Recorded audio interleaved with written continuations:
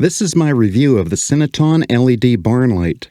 Full disclosure, the kind folks at Cinoton had sent me this barn light for review, so I did not pay for this with my arguably hard-earned money, but I will give my honest thoughts on its performance and features.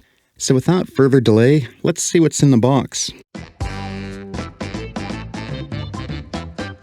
First off, your package and the contents within may vary slightly in some ways from mine. Basically, there's just the light, 2 screws, and a sheet metal cover with a couple knockouts depending on how you want to mount this barn light, as well as how the wire will enter the connection box.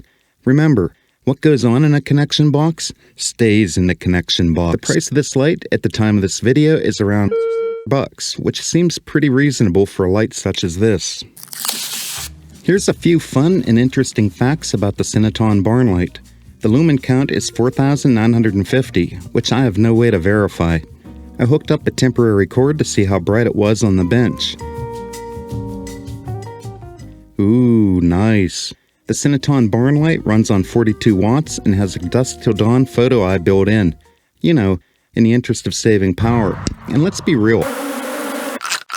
Who doesn't want to save energy in this build back better economy that's, working?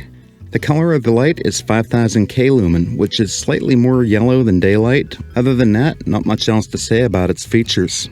So I centered the J-block under the gable end, unlike the vent beneath it. I didn't want to remove the siding, so I traced the J-block and used my DeWalt oscillating tool, sometimes called the Lazy 3000, to cut the opening. There was some minor frustration getting the J-block under the vinyl siding, which I resolved with some custom alterations to the J-block itself. While this is not a tutorial by any means for wiring or installing lights, I am just showing you what I did to install this. The Mostly Mike Show is not responsible for any injury or property damage resulting from the replication or assimilation of my actions in these videos. I am just showing you how I did it. I am not going to get into the infrastructure supplying power to this J-block. This seemed to be the most practical way for this application, but your situation may differ, or not. I used these WAGO Lever style wire nuts to attach the short piece of Romex cable to extend the leads to the box on the other side of the wall. I really like these WAGO wire nuts. For jobs like this, they seem to be the way to go, hence the name WAGO. I think I got these from Amazon. I'll include the link above and in the description. Clicking these links and making any purchase of any kind really helps this channel improve with small commissions that I earn from any sale.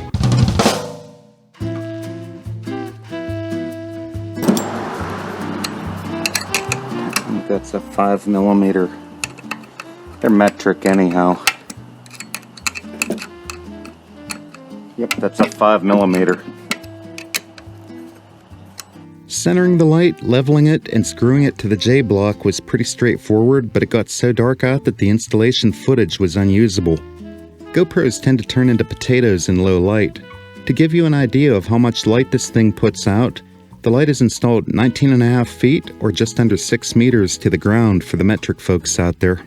I don't own any fancy gear for measuring the light output, but in my opinion, the Cinoton Barn Light seems to throw out a decent amount of light considering that it only uses 42 watts of power. It definitely shows every ripple in the siding. That's a plank house and those planks bowed out under the siding and everything else, so that's pretty bright. There's a reasonable amount of light on this part of the yard.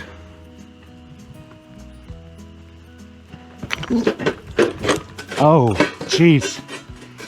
Ran right into my bird feeder post trying to... you know what I did. All in all, the Cinoton Barn Light seems to be a pretty good bang for the buck. I want to thank Cinoton for sponsoring this video. Please be sure to like, share, and subscribe if you enjoyed. Thanks for watching, and I'll see you next time.